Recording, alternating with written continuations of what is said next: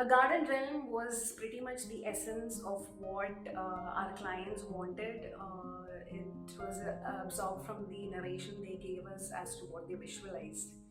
And apart from 4 bedrooms, the consultation, and pretty much all the basic amenities, the 60% of the conversation revolved around how much they liked having a lot of green plants around them and how much they enjoy tending to them and watering them every day.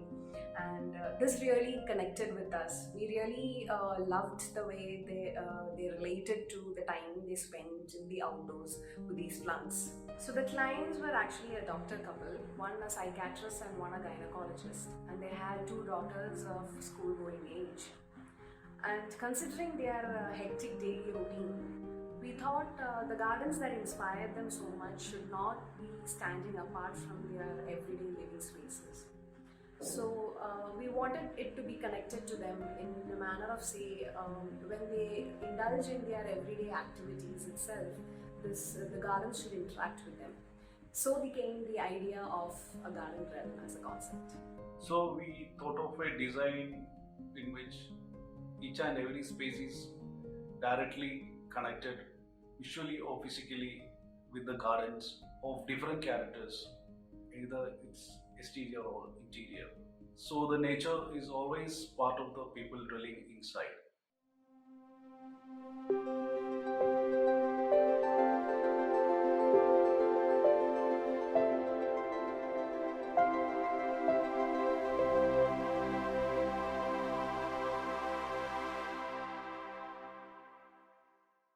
I'm Kirthi. I'm Satheesh. And we call our practice SATKRIYA. The site is located in the Calicut city outskirts. The land is very fertile and it is situated inside a densely populated residential area. So this is our 12 cents plot with 16 meter by 30 meter size approximately, having a 3 meter access road on east side. The sun path is as shown. There are existing houses on north and south side, and the west side is without any built structure. Giving basic setbacks, we get this much of buildable area. It is divided into 3 zones as per the proximity to the road on the front side, into private, family and public spaces. So now we have a probable large green space in the front.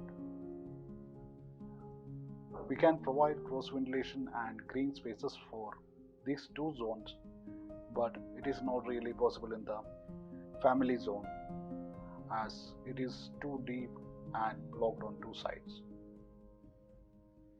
Since heart of the house is the family zone, to achieve better light and air, we orient this zone in this manner. This way we have a shaded north court here, which is retained as a step out landscape area. Service block is positioned here and the staircase here for a central access. A similar volume is subtracted here in the service block to create a top lit green pocket. These exterior and interior spaces provide the needed light and ventilation in different forms through the day. So the planning has evolved like this, with guest living, consultation, sit out and foyer in public zone, family living, dining and open kitchen in family zone, and bedrooms in private zone. All the green courts surrounds the family zone as shown. Circulation is kept direct and with clarity. Foyer is a transition zone to different parts of the home, and the family zone connects all the spaces around it. Other garden areas are identified with respect to different spaces and its relation reside with the outdoors. Wide windows open out to these gardens, effectively bringing an expanse of space from inside to outside.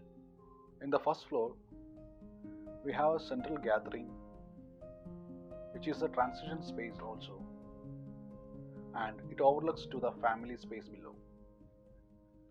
The two bedrooms for the kids at this level also have their personal little gardens. A large commonly used recreation area in the west and a little balcony in the east overlooks the two open sides of the site. Large windows again open out to all these outdoor spaces. Looking at a section through here, you can see the east light directly entering these spaces.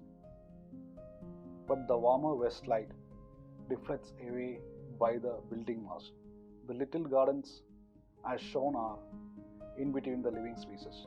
Looking through here again, these gardens in different levels mingles with living spaces. Double height volume is used to vent out the hot air with windows and skylights. The morning east light enters up directly and west light is diffused. The gradually elevating sightline ensures the massing to keep at a lesser intimidating scale from the narrow road in front. Visual connect to open spaces on west and east of site gives a visual expanse from these recreation spaces.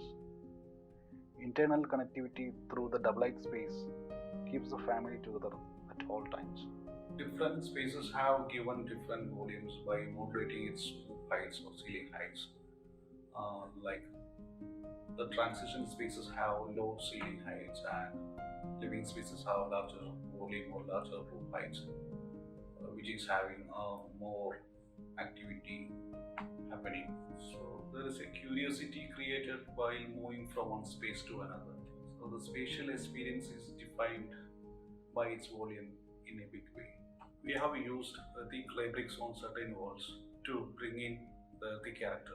It also reduces the rigidity of transition between built and unbuilt. When we were designing the interior spaces, we primarily kept with the earthy hues because we did not want to lose the charm of the outdoor palette when we walked indoors. We also tried to apply a bit of color psychology, where in the guest living, for example, we kept to very neutral hues because the client wanted it to be a very formal space, not very revealing. But in the family spaces, contradictory to the guest living area, we have popped out some colors here and there to bring out that playful character, because the family is that vibrant and very intimate with each other and all, and mostly fun. For example, in the family living area, there's this big blue sofa which really stands out in the family living dining combined space. And then there is this yellow ochre painted photo wall which actually sits between the two bedroom entries, and that is a good eye catcher when you know it sits directly in the path of walking through the family space. And predominantly rest of the walls are all white, and the wood used for the joinery and the furniture with the brick in some walls actually complement the predominant white character. And we've also used a couple of the but most of the pieces of wood that was in balance from the major woodworks to panel certain walls like the TV wall and the breakfast counter front facade. So we have been able to use all the wood that had been procured for the project, and I think the whole idea of the natural tones, which actually really blended in with the external landscapes or the other green pockets within the house.